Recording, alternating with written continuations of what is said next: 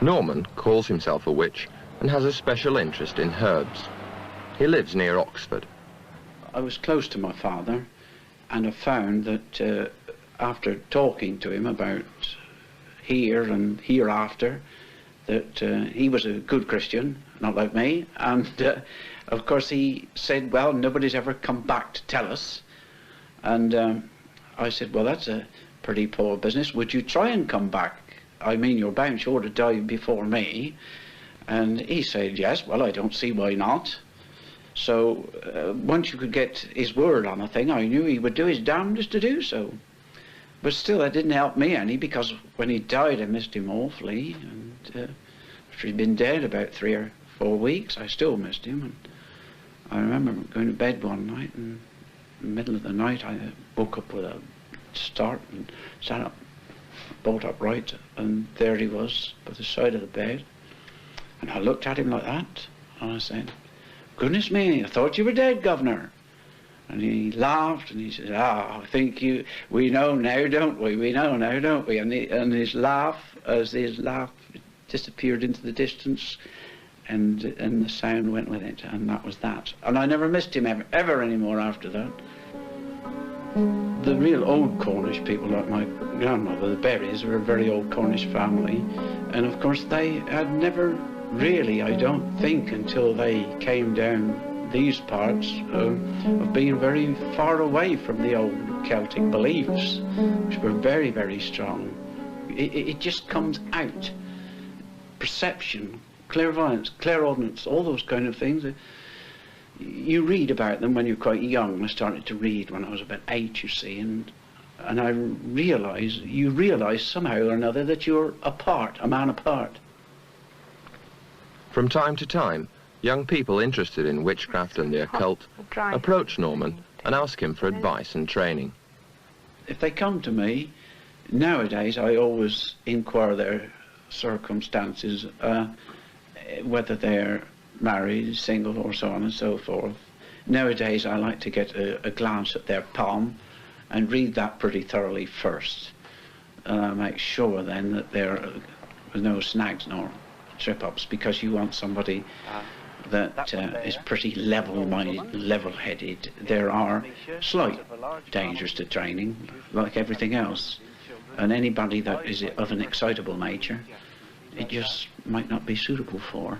This here is the cowslip. These cowslips are used for wine, beautiful wine, also for pastries and things like that. The comparison between the ordinary conventional herbalist, he has in mind only the curing of his patients, whereas with the witch proper, it is to heighten the imagination. Once the mind has to be keyed on to a particular subject with the aid of an hallucinatory drug, then this can be heightened and therefore produce certain required effects or certain knowledge obtained. But one needs careful study on these matters. Oh, right, it looks rather like a potato. Yes. Tomato also, if it was done. Ah. This is the Virginian poke from America. How's that for? I don't say that. Oh. This here is Vervan.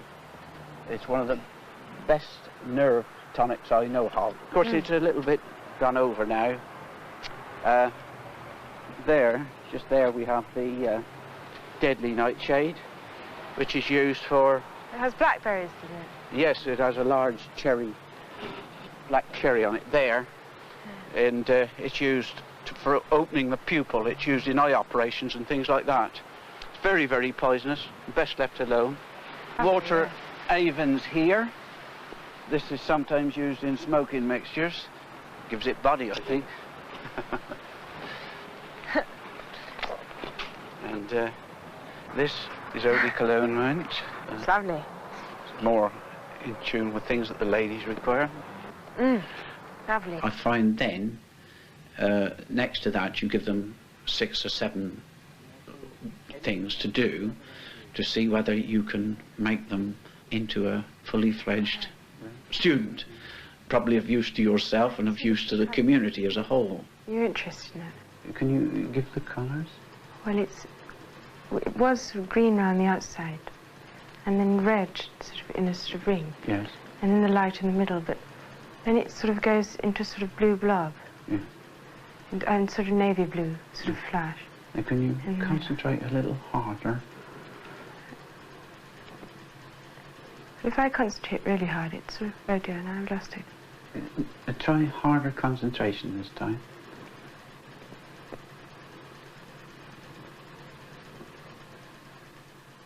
I don't really believe that anybody can be bewitched. I mean, they can be terribly frightened, although I have known people who have believed that I and other people had supernormal powers, and this is not so. Any person can become a strong man by continuously pulling on some wires, the same as any one of us can have a supernormal gift by simply constant practice. It's the same with palmistry or anything like that, constant practice. And I find I sort of lose it. It's sort of... It's not making you tired or sleepy? No. Should it be? No, it should not. I know that as a rule the power passes only to a female, but in my case not so. It's inherited. I think that when I have had successful pupils who have worked with me, that there has been quite a great amount of unison, enough to make what we would call a matched pair. Two people that know and can sense one another very keenly. This is a power that can pass between one and the other. Now, if they're both clairvoyant, they're both clairaudient, they're both conscious of the job in which they're going to do, that is, to summon up elves, gnomes, or fairies, the position which is chosen is always an old spot, an old Celtic well. They can bathe in this spot. They can come out. Then the photographs of the elves or gnomes are taken as fast as is possible.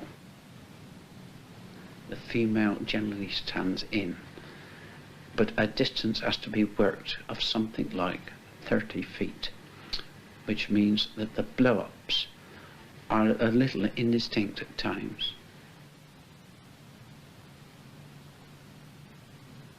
This is the side of plenty of course. Norman was trained as an artist, and some of his paintings reflect his interest in the occult and the supernatural. This god is the god of magic. One or two things about him I've never really understood. Why he always had this splendid woolly jacket. Move on to more things that are nearer to heart, elves, gnomes and fairies, copies from old prints and things like that, rearranged, recoloured by me. Christians go to heaven, I suppose, and the witch goes to the Summerland. That is just an expression.